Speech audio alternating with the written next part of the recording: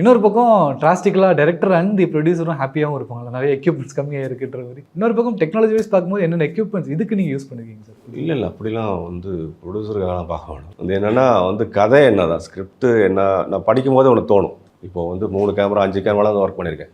5 கேமராலாம் இருந்திருக்கு. அப்படிலாம் ஒன்றும் இல்லை. அது கதை ஸ்கிரிப்டை நம்ம கேட்கும் போதே தோணும் இது மாதிரி பண்ணலாம் இருக்கணும்.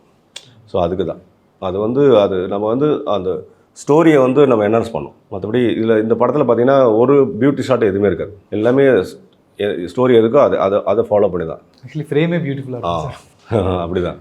ஏன்னா அது பேசிக்காக இருக்குது. இப்போ நான் நிறைய இதில் எக்ஸ்பெரிமெண்ட் பண்ணி பார்த்துருக்கேன். இவ்வளோ வருஷத்துக்குள்ள அங்கங்கே பண்ணி பார்த்துருக்கோம். ஆனால் இந்த படம் த்ரூ அவுட் ஒரே எக்ஸ்பெரிமெண்ட் இது படம் எனக்கு. இன்னும் அடுத்த படம் இன்னும் ஃபைன் டியூன் பண்ணும்.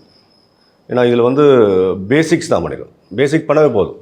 இப்போ நான் இதை கண்டுபிடிச்சேன். பேசிக் இன்னும் ப்ராப்பராக பண்ணாக்க அடுத்தெல்லாம் ஒரு ஸ்டாண்டர்ட் கொண்டு வரலாம்.